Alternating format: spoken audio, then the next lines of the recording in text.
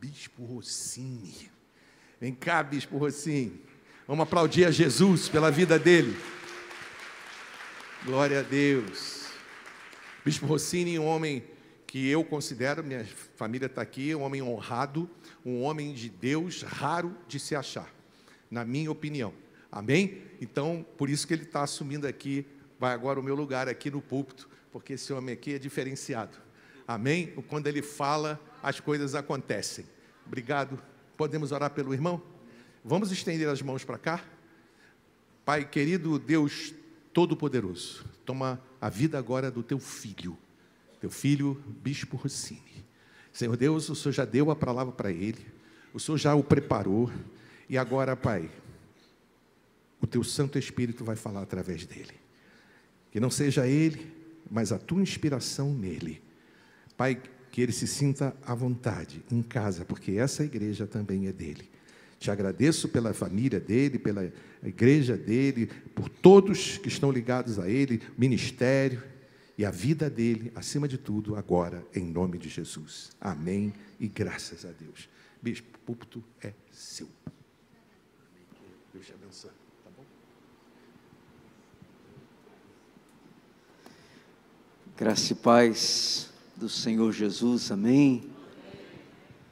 Eu estava desde cedo tremendamente nervoso para estar aqui com vocês, porque eu sei do quanto vocês são bem cuidados pelos pastores que vocês têm. E é isso mesmo, né, irmã? Graças a Deus, né? Que bom a gente ter pastores que amam e cuidam das suas ovelhas. Eu vim aqui, venho de vez em quando, né, em algumas reuniões do Conselho de Pastores, e cada vez que eu venho aqui eu me surpreendo, cada vez esse tempo está mais bonito, né? Mas assim, eu fico super feliz com os irmãos que eu conheço, com a família que eu conheço aqui, com vocês que estão aqui presentes. É tão lindo a gente ver a obra do Senhor, né, sendo acrescida cada dia mais por pessoas, por homens, por mulheres, por jovens, adolescentes, né, que estão aí na caminhada com Jesus. É muito maravilhoso. Que o Senhor continue abençoando profundamente o ministério dos irmãos, que o Senhor continue derramando a sua graça sobre esta igreja, que nós amamos também, né? A nossa igreja ali em Olaria é uma igreja co-irmã dessa igreja, né? E a gente ama estar junto, a gente ama compartilhar. E queridos, trago aqui um abraço dessa igreja, né? Da Ágape, né? A nossa igreja ali na rua Pernambuco.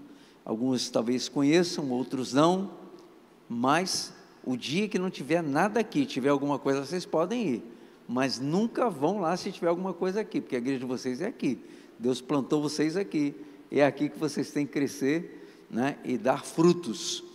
É uma honra para mim estar aqui. Já em algumas situações não pude atender, né, ao convite do pastor Sérgio, né, outras situações me impediram de estar aqui, mas hoje aprove ao Senhor que a gente pudesse ter uma agenda, apesar de eu ter deixado alguma reunião acontecendo, né, mas tem pessoas cuidando, e também a saúde da minha esposa. Alguns de vocês com certeza já devem ter ouvido alguém pedir oração pela pastora Selma, né? Minha esposa, ela está num enfrentamento de saúde física muito grande, e a gente tem orado por ela, muitas igrejas têm orado por ela. Se você nem sabia, né? Poxa, não ouvi, mas ora por ela então, pela pastora Selma. A gente pede oração, a gente precisa, né? Ela precisa, uma mulher, uma companheira, né? Que Deus me deu há quase 40 anos, que a gente está junto, militando junto, fazendo a obra do Senhor junto, sou uma parceira, e nesse momento ela está carecendo das nossas orações, e eu queria muito pedir que você pudesse orar por ela. Lembra dela, a pastora Selma, né? Ela está com uma debilidade física, uma metástase, e a gente está aí né, no tratamento, é um tratamento demorado, prolongado, desgastante, mas nós que somos do Senhor, a gente o adora independente das circunstâncias, amém ou não amém? Se você falar que não, vou falar, vai embora, mentiroso, porque você acabou de cantar aqui que não importam as circunstâncias, né? A gente sempre vai adorá-lo, e nós precisamos ter esse tipo de postura, né? Minha esposa, com toda a debilidade física dela, às vezes ela vai, eu costumo dizer na intimidade, você vai meia boca para o culto, ela vai meio arrastada para o culto, e não consegue ficar nem em pé, nem um pouquinho, às vezes não consegue adorar um pouquinho em pé, como a gente gosta de fazer, mas ela ama estar no culto, ama estar com a igreja, ela ama estar com meus irmãos. Então, em todo tempo, a gente precisa adorar, né? Comentei com o pastor Sérgio, tem sido uma semana muito difícil, talvez a mais difícil aí desse tratamento que ela já está há quase 2 anos, uma semana em que ela não foi ao templo, não foi ao culto domingo, não pôde ir, né? E ela fica muito, muito triste quando isso não acontece. Tivemos no hospital segunda-feira e estamos assim, desejando que ela se recupere durante a semana, em nome de Jesus, amém, queridos? Conto então com a ajuda de vocês, com as orações de vocês, né? Lembrem sempre, vai ser um privilégio para nós. Queridos, o pastor Sérgio me pediu que nós pudéssemos estar falando alguma coisa nessa noite sobre depressão. Todos sabiam que era esse o tema? Hein? Né? As redes sociais aqui, a mídia funciona bem, né? Eu percebi que funciona bem, que me cataram aqui, pastor, vamos lá, porque tem gente que não pode estar aqui, mas quer acompanhar online, né? Então, as meninas aí da mídia, né, estão funcionando, eu tenho certeza que esse tema deve ter sido compartilhado com você. E é claro que nós poderíamos, de alguma maneira, falar um pouco tecnicamente sobre esse tema, depressão, apesar do que eu creio que não exista aqui nesse ambiente ninguém que não saiba ou nunca tenha ouvido falar sobre depressão, né? A depressão tem sido designada como a doença do século, né? A doença do século, a depressão. E a gente precisa ter um olhar que, pastor, que bom, tem isso aqui? Isso aqui funciona? Mas não está funcionando, está parado aqui, ou não? Como é que é isso? O pessoal que controla aqui o reloginho, tá? É lá em cima, vocês? Ô irmãos, graças a paz, bota isso aqui para funcionar, porque senão, meu filho, eu esqueço da hora. Legal. E você me deu alguns minutos, hein? Depois, se tiver cantina, eu pago um lanche para você lá fora. Ele me deu alguns minutos, que agora que ele começou a contar o tempo, eu já estou falando aqui há um tempinho. Obrigado. Muito bom. Então, queridos, todos nós ouvimos de alguma maneira falar sobre depressão, todos nós possivelmente conheçamos pessoas que estejam vivendo um estágio, um período, uma fase da sua vida depressiva. Às vezes nós encontramos no nosso contexto familiar pessoas que estão passando por esse momento, por essa experiência, e às vezes dentro das nossas igrejas nós encontramos uma resistência para que se entenda que a depressão é algo possível, é algo que acontece com o melhor crente, com o melhor cristão que possa haver dentro de uma igreja. Tem gente que tem muita resistência, tem gente que diz, não é possível, pastor, como é que um crente pode ficar depressivo? Como é que um crente pode ficar nesse estado, né? Que o estado depressivo é um estado muito caótico, é um estado muito ruim de se viver, de se conviver e de se assistir. Mas eu entendo, queridos, que nós precisamos urgentemente, como igreja, como cristãos, você, como homem de Deus, como mulher de Deus, você precisa, de alguma maneira, se abrir para entender um pouquinho sobre essa possibilidade de uma doença que alcança pessoas, alcança familiares que você ama, alcança amigos que você angariou durante a sua caminhada, alcança irmãos que convivem com você dentro do contexto eclesiástico. Então, acontece.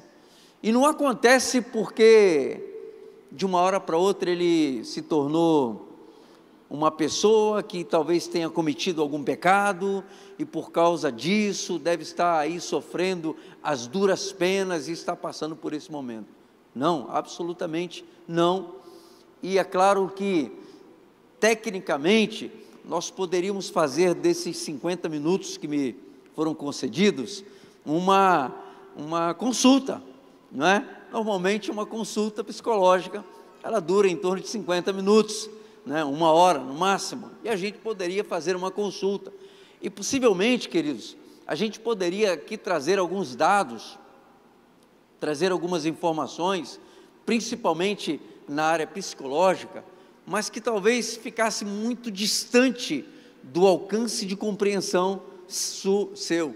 Talvez fossem informações que você ia falar no final: puxa, o pastor falou lá de um dado, né, de uma área, de uma informação psicológica que eu não consegui captar. Deus colocou no meu coração o desejo de compartilhar com vocês algo que fosse bíblico, para que a gente pudesse tentar extrair de dentro de um contexto bíblico uma compreensão, ou pelo menos uma informação, ou uma pequena iluminação sobre um quadro depressivo, e aí a gente poder tentar depois, com a ajuda do Espírito Santo, compreender um pouco mais, e quem sabe, né, daqui a pouco nos tornarmos, você se tornar uma pessoa, um agente, né, ativo, ajudando pessoas que talvez, né, convivam com você em algum grau de relacionamento que você tenha.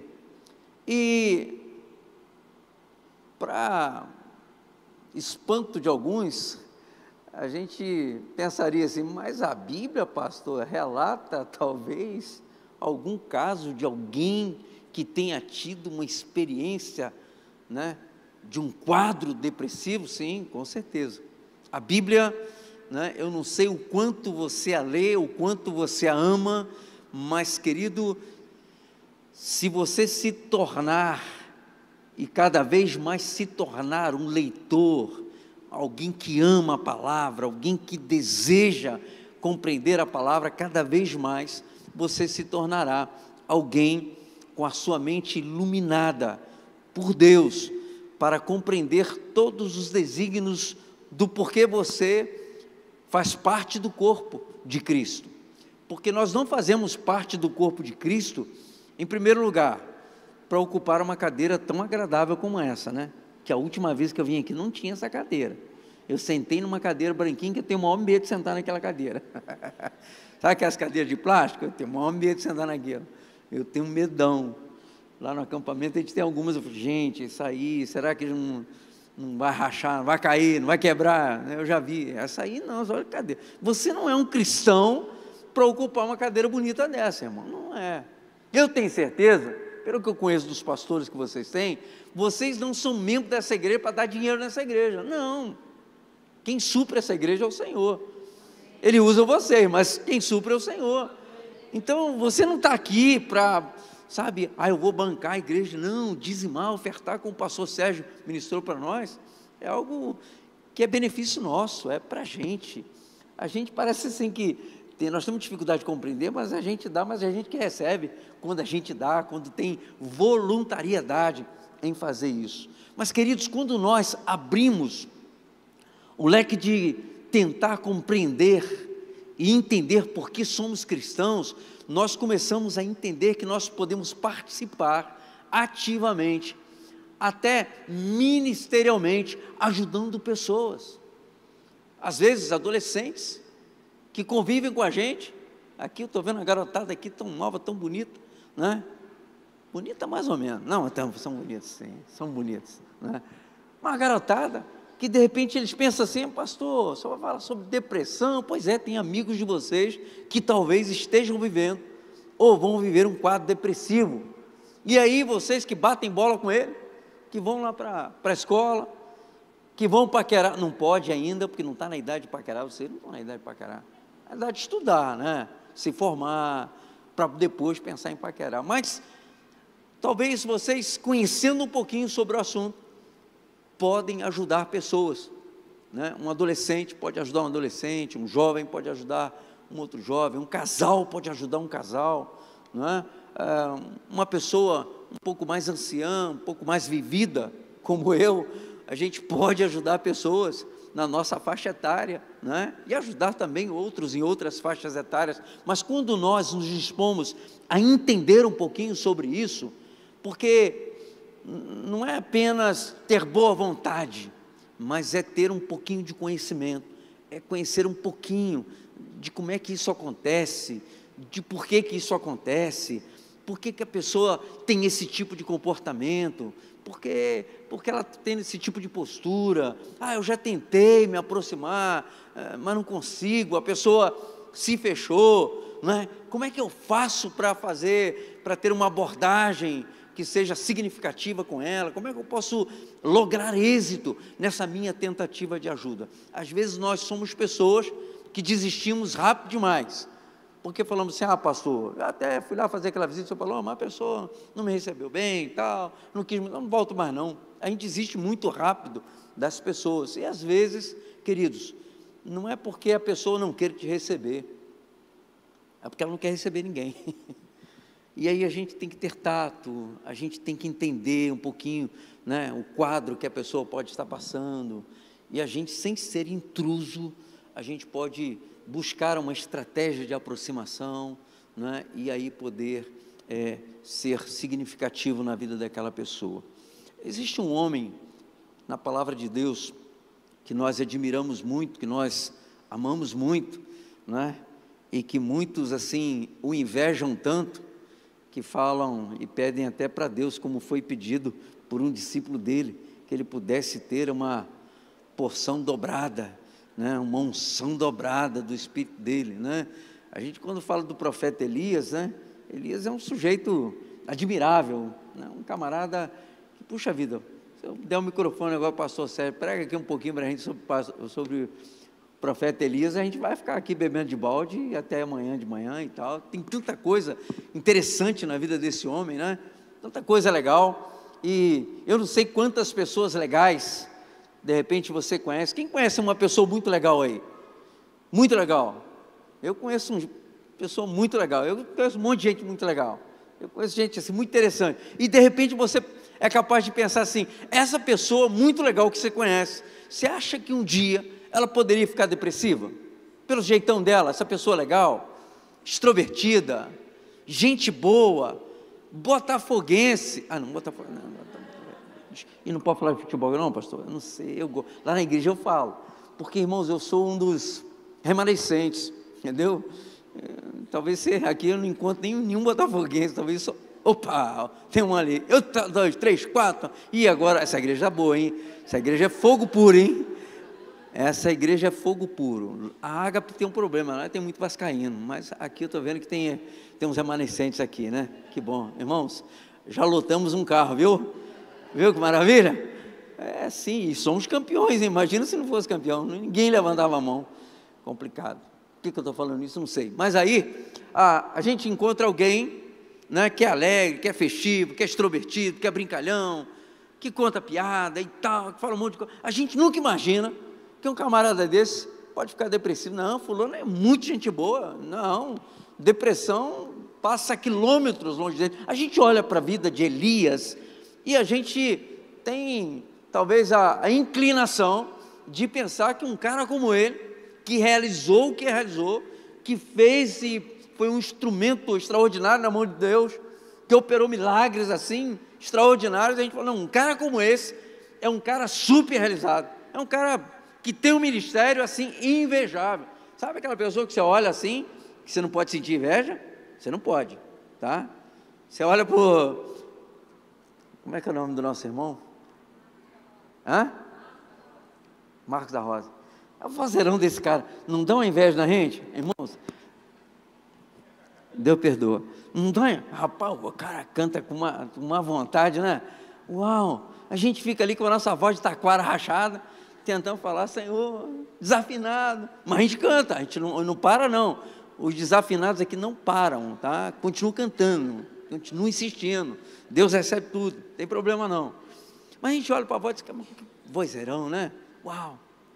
Existem pessoas assim, que têm ministérios, né? Que têm uma vida, né? Onde a gente olha para ele e fala, puxa, parece que essa pessoa não tem problema, né? Ela vive uma vida. Elias era um cara assim, irmãos. Era um cara, lê a vida de Elias. Vou te provocar, se você não sabe nada de Elias, eu sei que você sabe, porque a igreja aqui tem pastores que ensinam a palavra. Mas se você, puxa, agora eu fiquei curioso, procure ler sobre a vida de Elias. Um cara extremamente realizado, mas foi um cara que também experimentou um período de depressão na vida dele, e eu quero compartilhar com vocês alguns versículos, e quero te convidar para você abrir a sua Bíblia, ou então, se você estiver com o seu aplicativo, que você abra o seu aplicativo, no primeiro livro dos Reis, capítulo de número 19, eu sei que você conhece muito o capítulo de número 18, mas eu não quero falar sobre o 18 não, porque o 18 é aquele momento em que Elias está ali no Monte Carmelo, né?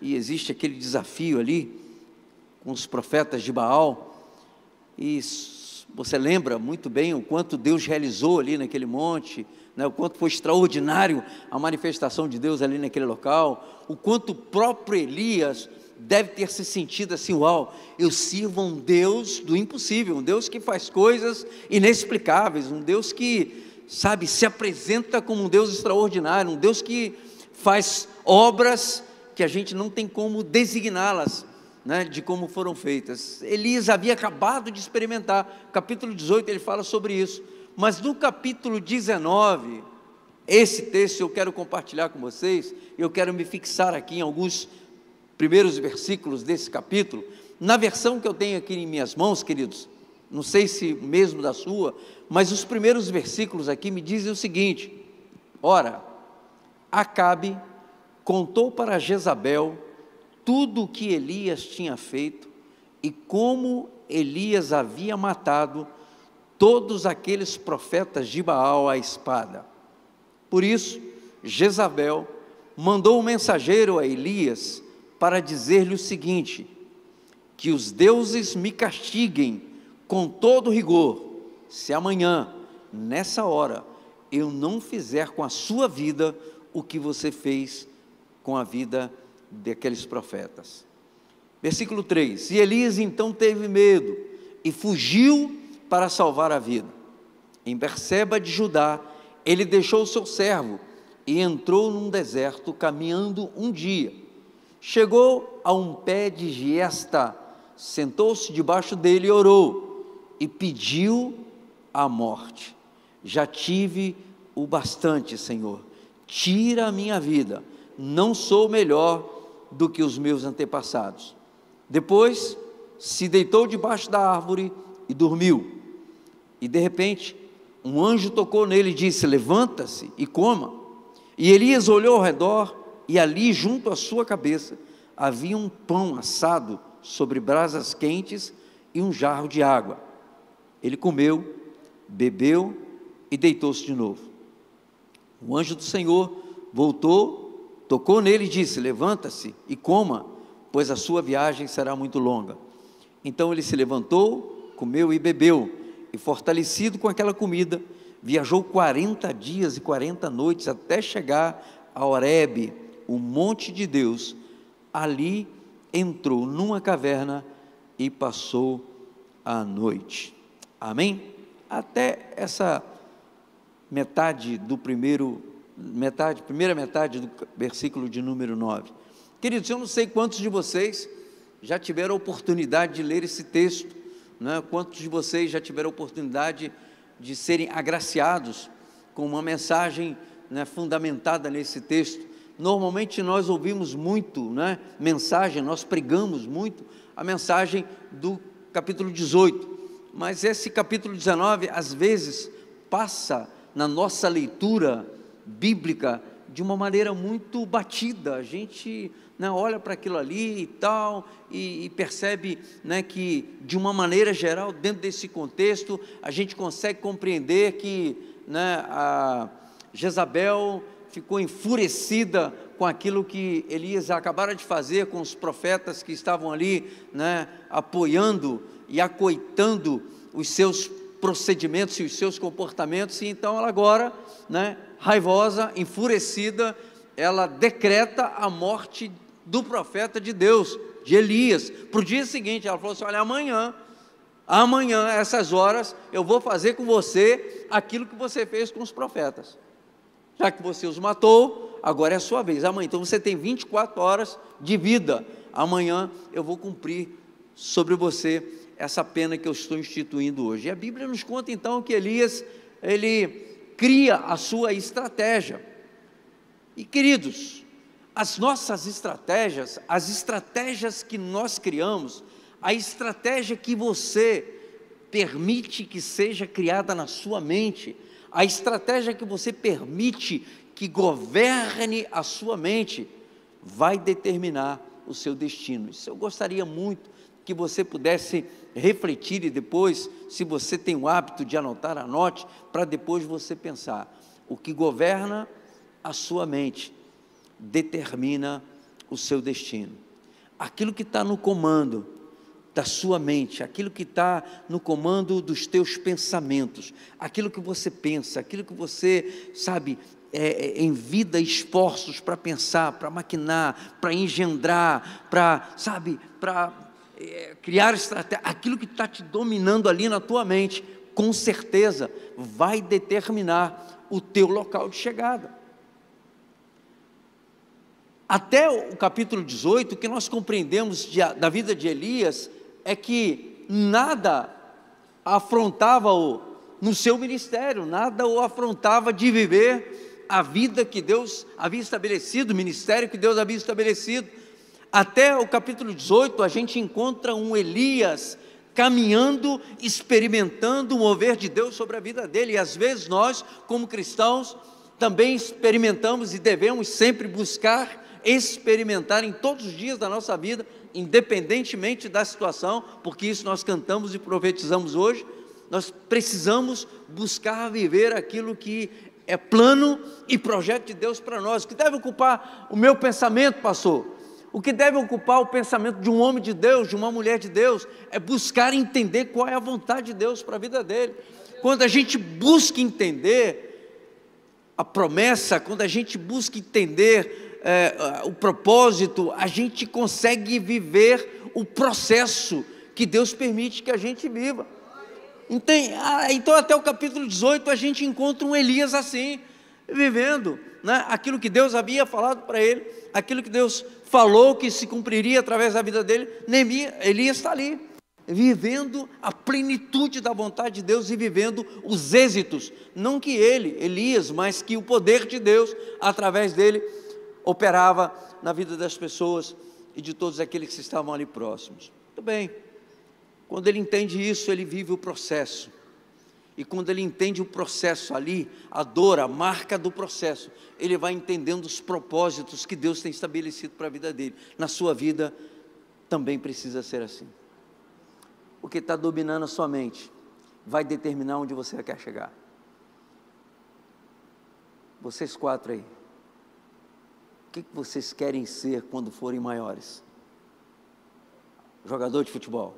Alguém quer ser jogador? Porque brasileiro tem um problema, né? Menino nasce, ganha uma bola e ele acha que é jogador de futebol. Ele sonha. Ninguém quer ser jogador de futebol. Alguém já sonhou em ser um pastor? Aí, um advogado, um médico. Você não sabe? Um médico? Aí, isso aí. Ninguém sonhou nada ainda. Opa, cuidado, que mente vazia.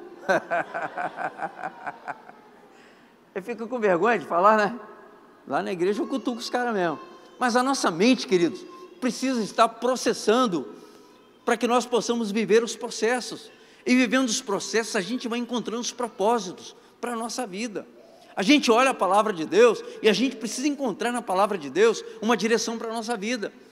A gente precisa encontrar na palavra de Deus o fundamento para a nossa caminhada. Quando a gente encontra isso, a gente entendeu que Deus é Deus, apesar de, independentemente de qualquer momento que a gente viva, a gente vai crendo, as situações adversas vão nos alcançando, a gente vai rompendo, porque a gente entende que a gente serve a um Deus que pode todas as coisas. A gente não serve a um Deus que é um garçom nosso, que vai fazer a nossa vontade, que vai estar sempre à disposição para nos responder nas nossas orações, né? Que vai estar sempre ali pronto para trazer para a gente uma solução de um problema. Às vezes não, às vezes a gente está passando por uma dificuldade e você fala assim: não estou entendendo, pastor, eu estou na igreja, eu não perco um culto, eu vou em todo culto de oração, quinta e sábado, eu estou, está vendo como é que eu estou decorando? Todo culto de oração eu estou lá, né? O grupo familiar agora vai começar amanhã, eu estou dentro também, pastor, eu procuro ser dizimista fiel, eu oferto, eu participo das campanhas, eu estou junto e tal, eu não sei porque que eu estou passando por esse problema, irmão, nem questione. Quem entende o processo, ele passa pelas adversidades, ele enfrenta as tempestades sabendo que o Senhor está no barco, o barco não vai afundar.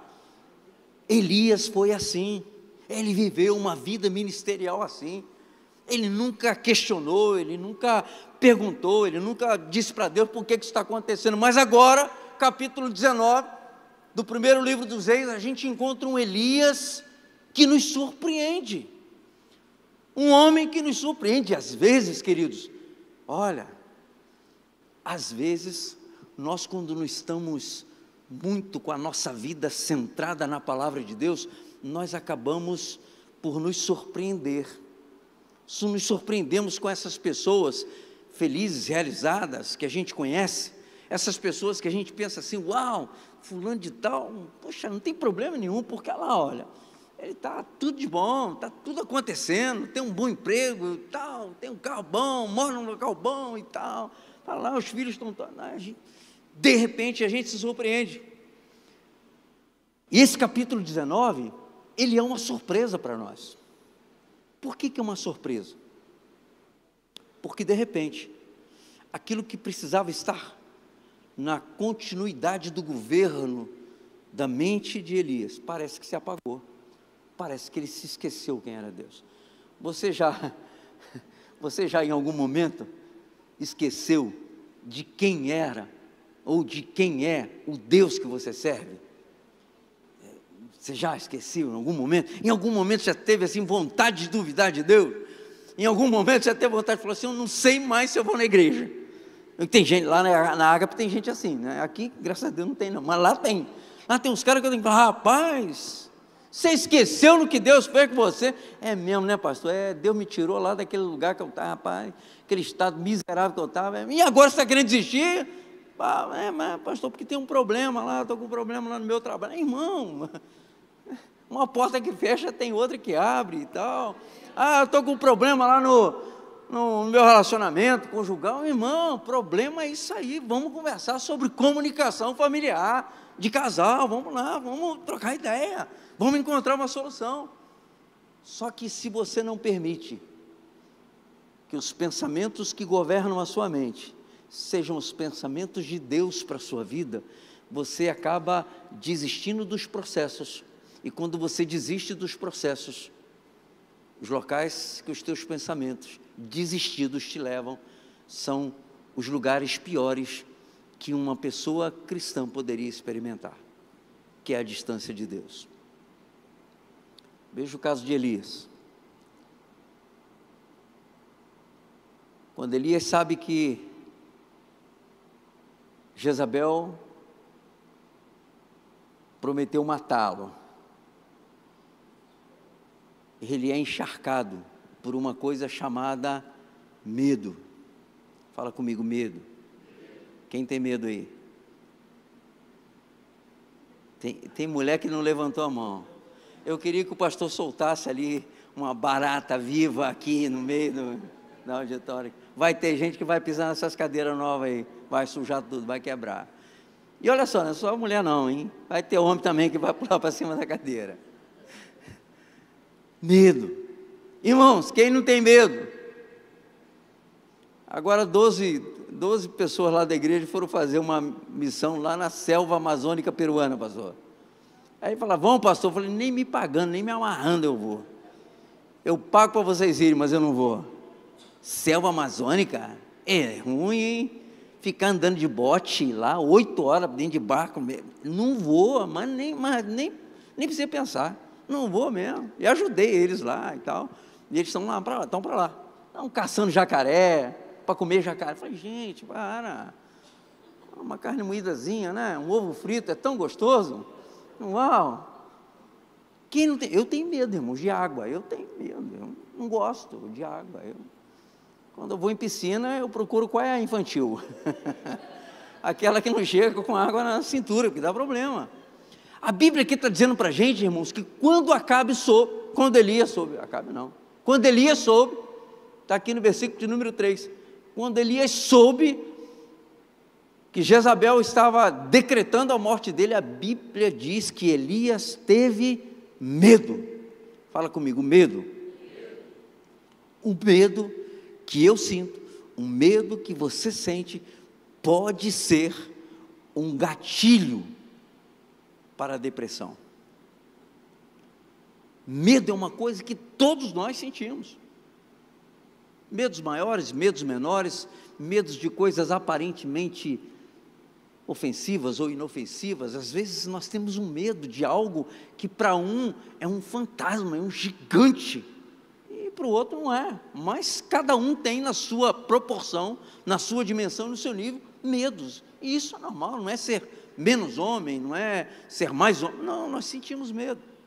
Agora, qual é o perigo que o medo traz para nós? O medo pode ser o gatilho que nos leva à depressão. Por quê, pastor? Porque não existe medo que te leve para um confronto.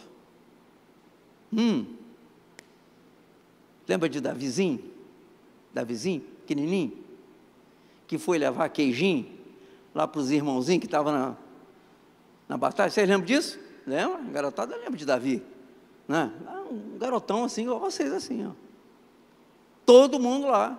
E quando ele chega lá no campo de batalha, o que aconteceu? Um monte de homem grande, né? Cheio de armadura, cheio de arma, tudo com medo, tudo olhando para um gigante que aparecia todos os dias para ele, dizia assim, não tem homem nesse lugar não, para lutar comigo não? E os caras lá tremendo na base. E Davi, o que houve, gente? O que está acontecendo?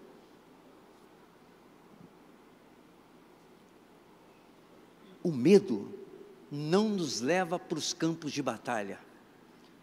O medo nos leva para as fugas. Esse é o gatilho da depressão. Quando nós permitimos que o medo acione em nós a estratégia da fuga, nós estamos permitindo a passos largos que a depressão nos alcance. Alguém depressivo, alguém que você conheça que viva um estado de depressão, é alguém que um dia não compareceu a um campo de batalha, não compareceu a um confronto, alguma coisa, algum embate, algum desafio, alguma situação, e que nós chamamos algum trauma, ocorreu na vida daquela pessoa, e ela ficou, travada. Ela decidiu não enfrentar, ela decidiu não encarar, ela se fechou, buscou o caminho da fuga. Isso tanto é verdade na vida de Elias, irmãos, que a Bíblia diz que depois que ele sentiu medo, a palavra seguinte é, ele fugiu. Ele sentiu medo e ele fugiu. O depressivo é assim. O depressivo, ele permite que o medo se torne o condutor da vida dele, se torne o comandante da vida dele. E ele então busca o caminho das fugas. O depressivo é alguém que não consegue ter uma convivência saudável, salutar, num contexto como esse aqui. Se você traz algum depressivo, alguém num estado depressivo, um ambiente como esse, a tendência dele é querer ir embora rapidinho. Pode estar, fala para ele assim, irmão, fica aqui até o final, que o pastor Jurandir vai dar um churrascada para a gente hoje aí de graça, tal, fica aí, porque, ele não fica, ele está doido para ir embora, ele não quer churrasco, ele quer vazar, ele quer sumir, não quer ver ninguém. E querido, todo caminho de fuga,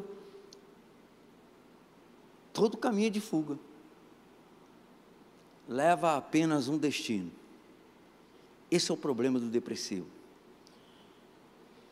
Porque quando o botão do medo é acionado, ele procura as fugas. E as fugas que ele procura são as fugas para o deserto. Exatamente o que aconteceu com o profeta Elias. O medo acionou nele. O medo passou a tomar conta da mente dele.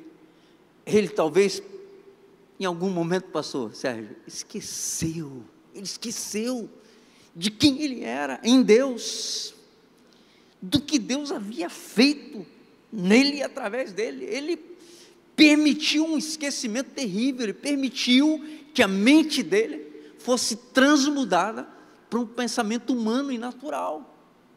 Sabe, você, querido, que está aqui nessa noite, você é um cristão, a Bíblia diz que a nossa mente precisa estar sendo transformada, mudada. Você não pode permitir que os pensamentos que te conduziram até o momento em que você entregou sua vida para Jesus, continuem no comando da sua história, da sua vida. Não. A gente agora, como cristãos, nós precisamos fazer com que os pensamentos que Deus tem a nosso respeito comecem a conduzir e a dirigir a nossa vida. Talvez você seja uma pessoa que fala, pastor, você não está entendendo, você não conhece a minha história, eu nasci num lar, eu nasci no meio de uma família, meus pais nunca acreditaram em mim, ninguém nunca acreditou em mim. Pois é, irmão, tem um monte de gente que teve a mesma história que você, mas quando entregou a sua vida para Jesus, ele experimentou e passou a conhecer o que Deus pensava a respeito dele, e ele decidiu viver o que Deus pensava a respeito dele. Elias parece que esqueceu disso, e aí ele tem medo, o gatilho do medo é acionado, ele então foge. As fugas na sua vida, sempre que você fugir, querido, sempre que você fugir, a sua experiência será a experiência de um deserto. Pode escrever isso aí, pode anotar, e pode um dia me cobrar. Pastor, você falou esse negócio aqui. Toda fuga na vida de uma pessoa, toda fuga, conduz a pessoa para um deserto. Com Elias não foi diferente. A Bíblia diz que ele foge. E ele então deixa o seu ajudante num determinado lugar, em Berseba de Judá, e ele entra para dentro de um deserto. Percebe um quadro de depressão se instaurando na vida de um homem de Deus. Deixa eu falar para você, querido, eu estou falando isso para você e estou olhando para esse texto, ainda que não dê tempo de eu falar tudo que eu gostaria de falar, e quero que você olhe para esse texto e fale, isso pode acontecer comigo, e eu não posso permitir que isso aconteça comigo. Essa é a maior lição que a gente pode levar para casa hoje. A depressão pode alcançar um homem de Deus, pode alcançar uma mulher de Deus, pode alcançar sim.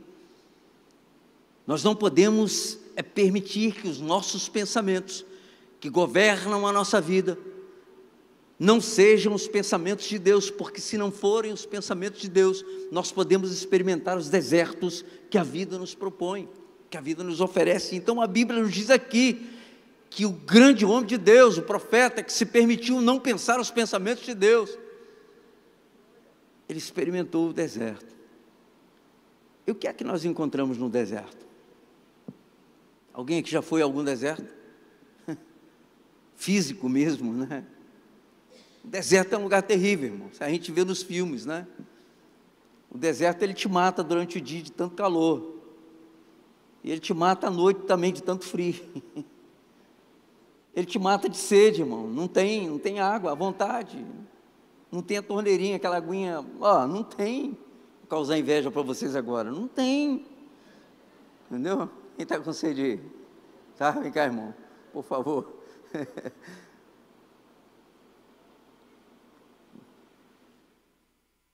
Não tem isso no deserto, irmão. Eu sei que você acha um oásisinho, mas isso é difícil. Não tem água.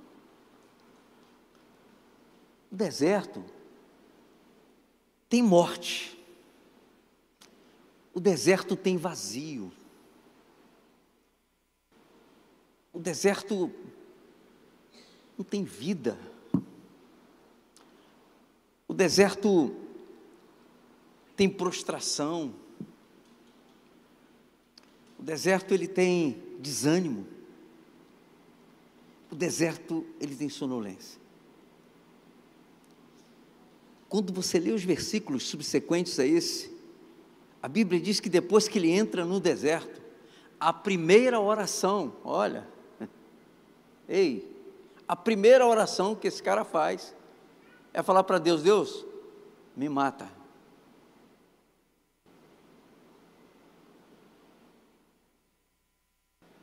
Ele pede para Deus matá-lo. Ele fala assim: eu não sirvo para mais nada. Quem disse para ele que ele não servia para mais nada? Quem disse para ele que, como ele faz aqui a oração, já tive o bastante, agora tira a minha vida, Senhor. Ele se indesejou de viver, ele passou a não ter prazer em viver. E olha, quando você conversa com um depressivo, o que você encontra no depressivo é essa mesma sentença que ele tem sobre ele.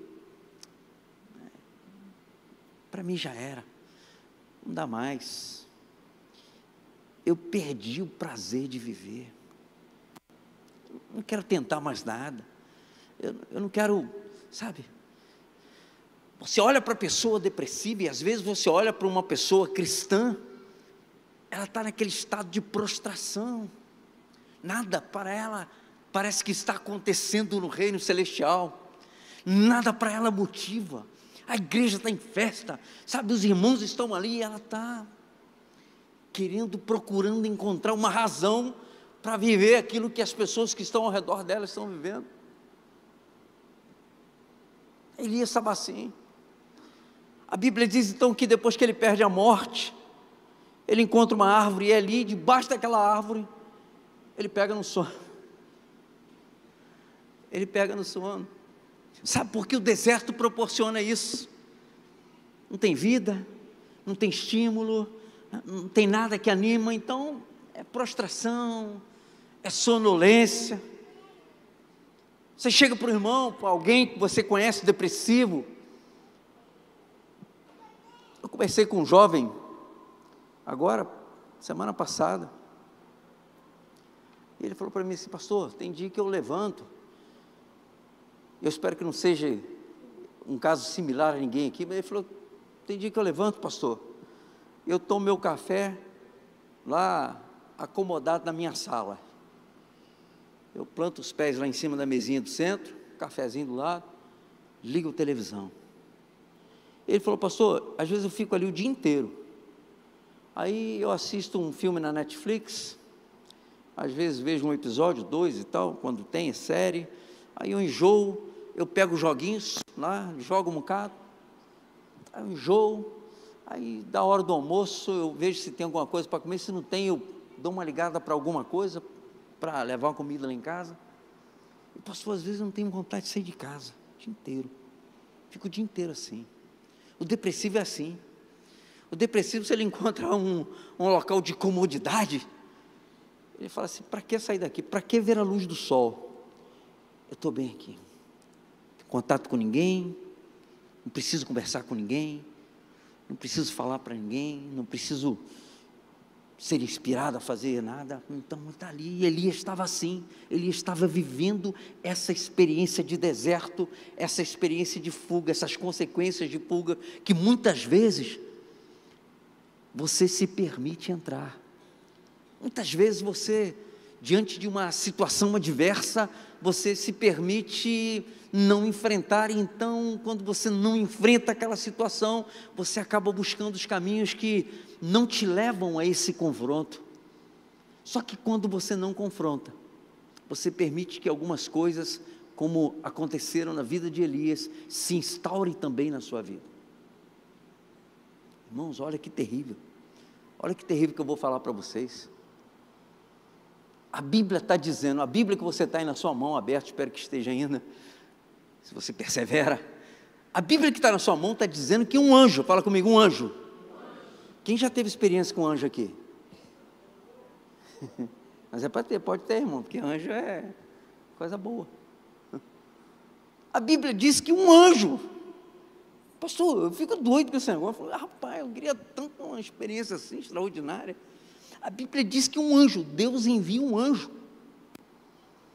O anjo fala para o cara que está lá no deserto: irmão, deixa eu falar uma coisa para você que está aqui.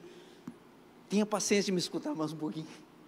Às vezes, você está num desertão, experimentando ali as primeiras consequências das tuas pulgas, talvez se permitindo a entrar num processo depressivo. Deus levanta um homem aqui, nesse lugar, ele vem aqui, um anjo, e começa a dizer para você coisas que Deus deseja que você ouça. Sabe o que você faz? Você faz o que Elias fez: come. Que palavra! Uau. Pastor Sérgio hoje, ó, uau, pastora Beth cuidou bem dele hoje, que ele está hoje, ó, tá no óleo, está no óleo. Você sai daqui, aí sabe o que você faz? Chega em casa, dorme. Segunda-feira você esqueceu que foi super alimentado, que Deus falou com você, que o louvor foi tão extraordinário, tal e tal. Você esquece de tudo que aconteceu de bom, que tu tem e tal. Elias experimenta isso, e a Bíblia diz que ele come, bebe e continua dormindo. Querido, cuidado com essa sonolência espiritual que muitas vezes pode tocar em você, pode tentar alcançar o teu coração, a tua mente, tirar você dessa sintonia com os pensamentos de Deus para você. Cuidado, porque isso pode te levar para desertos. Não foi o caso de Elias, mas às vezes é o caso de muitos irmãos e irmãs na igreja. Começam a entrar por um deserto, porque talvez as coisas na igreja não estão acontecendo como ele gostaria que acontecesse. Ei, a igreja é de Jesus, não é sua não. As coisas não vão acontecer do jeito que você quer, irmão. É mais fácil você tentar entender o que Deus tem colocado e revelado ao coração dos pastores, e falar: uau, eu estou nesse barco com vocês, eu preciso entender. Não entendi ainda não, pastor, mas eu quero entender. Deus plantou vocês aqui para vocês serem um corpo, e não pode o pezinho querendo ficar em casa. Hoje eu não vou, estou muito animado e tal. Não, se eu soubesse que era o bispo Rocinho, não teria ido lá, mas você está aqui, bem feito, você não orou, agora tem que me aturar um pouquinho mais, entendeu? Elias estava assim. Por que Elias estava assim, pastor? Vamos lembrar? Teve medo. O medo fez com que ele fugisse.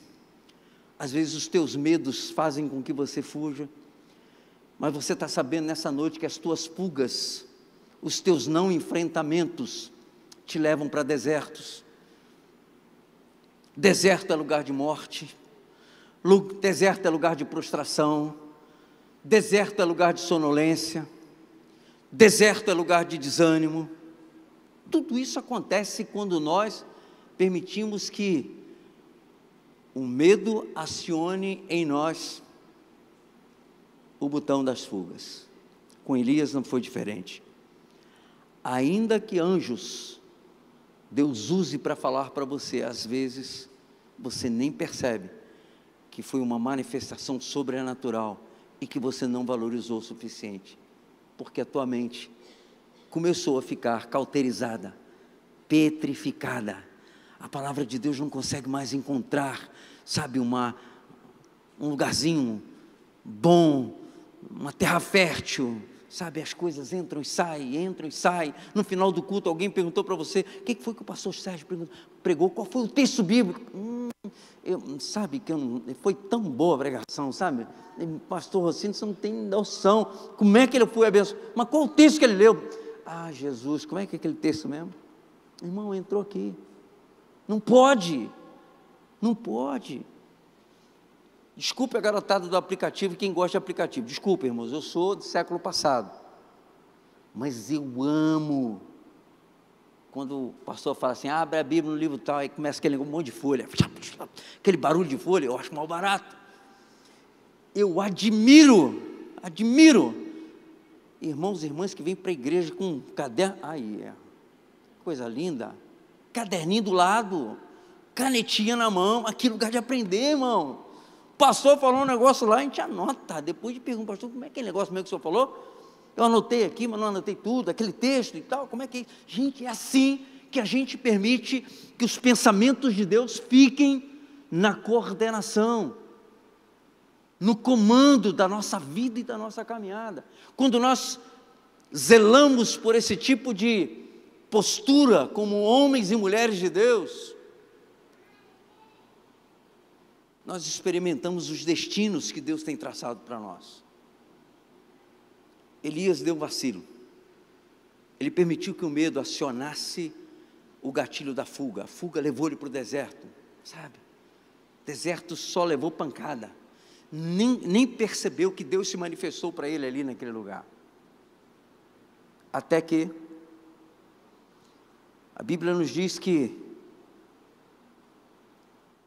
ele entrou para dentro de uma caverna. Esse é um estágio terrível de uma pessoa depressiva. Talvez você conheça pessoas que parecem que estão vivendo dentro de uma caverna, não querem contato com ninguém, não querem papo com ninguém, não saem para lugar nenhum, não tem ânimo, não vão para a festa, não vêm para o culto, não quer nada. Ele está numa caverna. Só que esse estágio da caverna, esse estágio de completo isolamento, e eu só tenho mais um minuto, eita relógio, para, esse estágio da caverna, talvez sendo um último estágio que a gente viva, ou que o depressivo viva, é um estágio onde Deus nos socorre. Ele nos socorre, ou Ele então nos usa para que socorramos alguém. E aí você precisa entender, existem pessoas que estão vivendo em cavernas, pessoas que você conhece, talvez você, do lado de fora da caverna, você é até impulsionado a julgar assim: não sei por que aquela pessoa é assim, não sei por que ela tem tudo, mas olha, está lá naquele, que lindo ter uma sala para crianças com necessidades especiais. Depois eu vou até procurar saber informação, não quero fazer lá em cima também. A gente às vezes é tentado a julgar pessoas que estão nas cavernas, mas irmão, deixa eu falar uma coisa para você: se o Deus que nós servimos é um Deus que busca Elias lá na caverna, quem somos nós para não buscarmos as pessoas que estão nas cavernas? Porque a caverna, não literalmente falando, mas esse ambiente cavernoso é o ambiente que o depressivo vive, desértico, da escuridão, não quer ver luz, ele não quer abrir a cortina, ele quer ficar com aquele tapa-olho o dia inteiro, ele não quer ver nada, ele não quer. E aí, queridos, Deus quer alcançar o coração desse depressivo.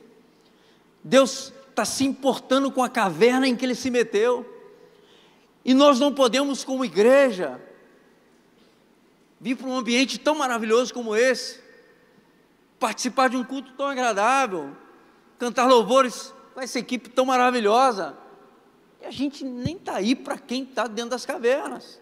Uau, não é para isso que o Senhor nos chamou, não foi para isso que Deus te chamou. Deus nos chamou para que nós possamos ser os socorros presentes na vida de pessoas que nós conhecemos. E conhecer um pouquinho desse estado de depressão, é você saber que ele está em processo de fuga. Alguma coisa aconteceu em algum momento, ele não quis enfrentar alguma coisa na vida dele, ele não quis o confronto, e ele então fugiu. E uau, a gente precisa desejar usar um pouco do tempo da nossa vida e nos permitir ser instrumento de Deus na vida dessas pessoas. Sabe, querido, muito mais do que você ter informações numéricas, muito mais do que você ter princípios psicológicos, você precisa entender os princípios divinos para a tua chamada e para a tua vocação. Eu não sou psicólogo, pastor, não tem problema, você pode ser um bom ouvinte. Se permita ficar perto de uma pessoa num quadro desse e falar para ela assim, ó, se você quiser falar, você fala. Se você não quiser falar, está tudo bem, importante que eu estou aqui com você, você está aqui comigo. E a pessoa entendeu, ó, esse cara, essa irmã, esse irmão, estão aqui me doando um tempo da vida deles. Olha, que amor é esse? Esse é o amor que Deus plantou no nosso coração. Esse é o amor que Deus plantou no coração de cada cristão. É esse amor que a gente precisa viver. Não é idolatria, não é, sabe, o amor próprio que o mundo tenta fazer com que dirija a nossa vida. Não, não é esse. É o amor que se importa. É o amor que você está aqui, irmãos, mas quem não está aqui? Por que não está aqui? Talvez você saiba de gente que precisa de você, de um tempinho seu. E olha, o tempinho seu, com esse irmão, com essa irmã, é mais importante que um jogo de futebol, mais importante do que, sabe, um momento de diversão seu, de seu lazer. Porque Deus se importa com quem está na caverna. Lá na caverna, a Bíblia diz aqui que Deus se manifesta para Elias. Versículo de número 15, que a gente não leu. E eu quero encerrar com esse versículo. A Bíblia diz assim: então o Senhor lhe disse: volte pelo caminho por onde veio. Fala comigo. Deus dá uma ordem para Elias. A ordem para Elias é uma ordem muito clara. Sai desse lugar e vai para o lugar de confronto. Volta pelo caminho que te trouxe aqui. Ah, você saiu de lá fugido, com medo de morrer? Tá bom, então volta para lá. Volta para lá. Eu preciso que você enfrente o que precisa. Sabe, irmão, não dá para ficar negando os confrontos que você precisa viver. Tem gente que fala assim, pastor, eu não gosto nem de falar nesse assunto. Esse assunto aqui, olha, eu coloquei lá na última gavetinha, não mexe nesse assunto não. Irmão, você tem que mexer. Ah, pastor, não gosto de falar desse assunto que eu fico triste. Você tem que falar, você tem que superar, você tem que encontrar o remédio está aqui na palavra de Deus. Quando Deus fala para você, volte pelo caminho que te trouxe até esse lugar, de deserto, de caverna, Deus está dizendo para você, volte para o confronto, volte para a luta, volte para a batalha, eu sou contigo. A gente não adianta só cantar, Marcos, que Deus nos torna vencedor. Se você não vai para o campo de batalha, irmão, como é que você vai ser vencedor? Se você não vai para o confronto, como é que você vai ser vencedor? Se você não entra em campo, como é que você vai ser vencedor? Se você não tem luta, como é que você vence? O lugar do confronto é o lugar da manifestação da glória de Deus na nossa vida. O lugar do confronto é o lugar onde nós mais conhecemos o agir de Deus. Estou lembrando aqui de Moisés. Vocês conhecem Moisés, não conhecem? Tem algum irmão Moisés aqui? Não, né? Tem Moisés ali? Aí todo mundo conhece Moisés. Mas o Moisés da Bíblia, a gente também conhece, né? Moisés é um cara conhecido, todo mundo conhece ali o estado de Moisés aqui.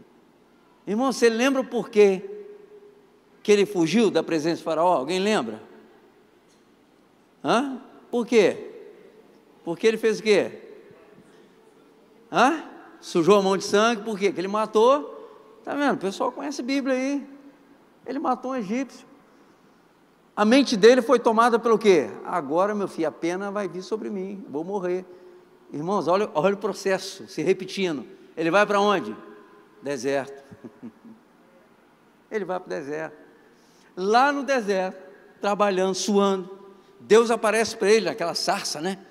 Que queimava e não se consumia, não é assim? A Bíblia, capítulo 3 do livro de Êxodo, está lá escrito. Mas olha só, preste atenção no que eu quero falar para você. Quando Deus aparece para Moisés lá na sarça, sabe o que Deus fala para Moisés? Você lembra? Eu preciso que você vá lá falar com o faraó. É a mesma coisa que ele quis dizer para Moisés assim: Moisés, volta para o caminho que te trouxe aqui. Volta. Você precisa. E Moisés deve ter lembrado na hora: rapaz, está doido? Voltar para o Egito, falar com o faraó? Tem uma sentença de morte que eu matei.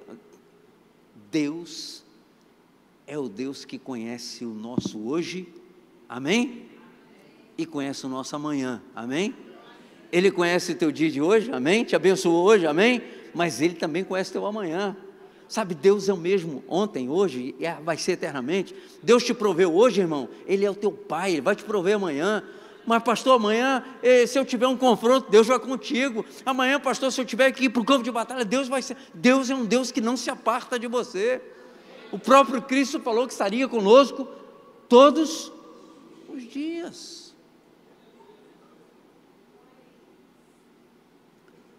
Fala assim: o que governa a minha mente determina o meu destino.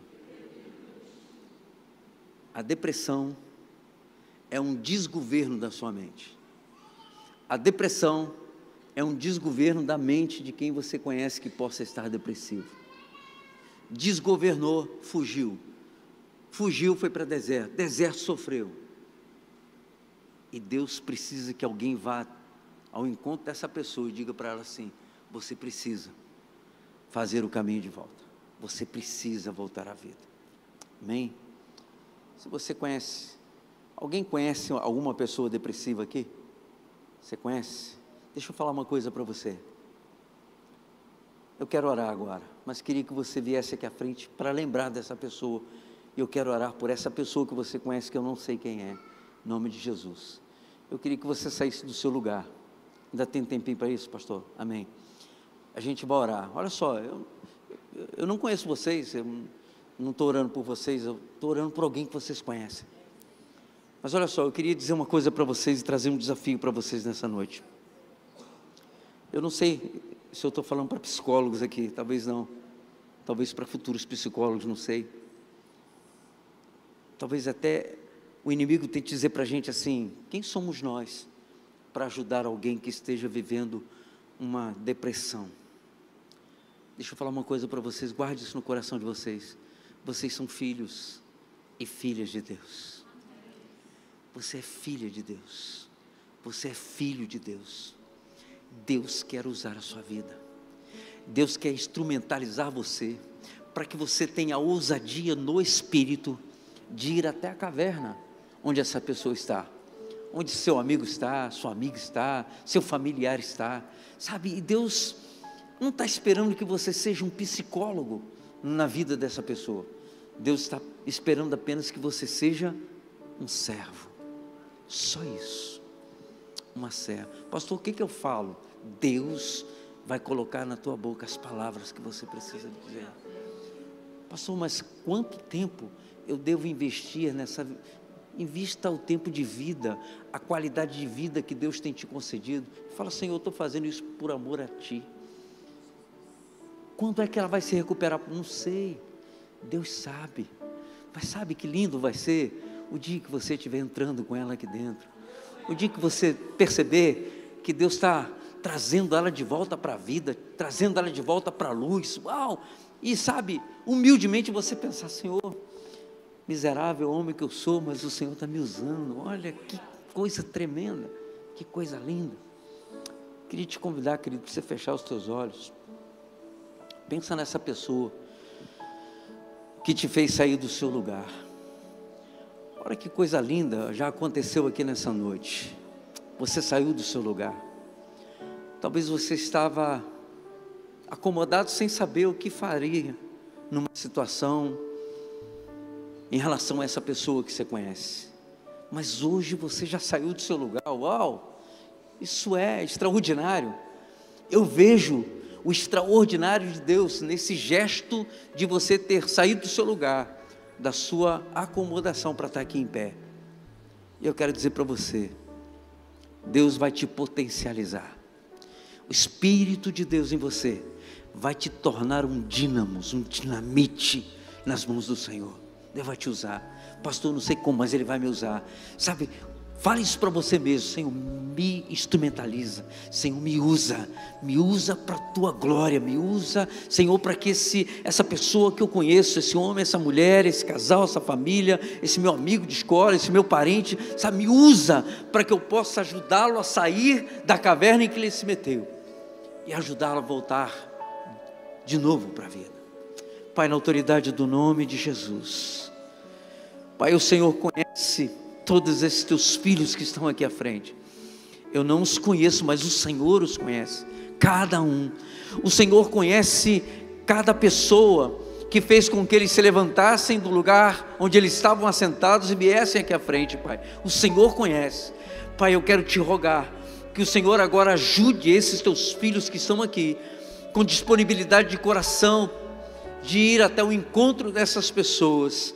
Eu quero te rogar, Deus, que o Senhor possa potencializá-los, instrumentalizá-los, que o Senhor possa fazer, Senhor, coisas extraordinárias na vida deles, Deus, que eles possam experimentar ainda mais o quanto o Senhor é poderoso, o quanto o Senhor é onipotente, o quanto o Senhor é capaz de mudar tempos, estações e vidas, Pai. Nessa noite, na autoridade do nome de Jesus, nós te rogamos, Deus, cria uma estratégia, Senhor, no coração de cada um deles que estão aqui. Dá a eles, Deus, entendimento. Dá a eles, Deus, visões extraordinárias e celestiais. Cria, Senhor, caminhos que ainda não foram criados. Cria, Senhor, oportunidades que ainda não foram experimentadas. E faz, Deus, com que eles possam ir em direção a esses que estão em cavernas, Pai. E que eles possam ser os ajudadores dessas pessoas e tirá-los desse ambiente, Pai. Nós queremos, Deus, viver a tua vida. A tua palavra diz que viver em Cristo em nós, é viver a plenitude da vida, Senhor, e que nós possamos ser esses transmissores de vida, que nós possamos ser essa luz e esse sal que brilha, Senhor, esse sal que salga, que torna, Senhor, os ambientes diferenciados, que nós possamos, Deus, estar sendo e vivendo a plenitude da tua vontade.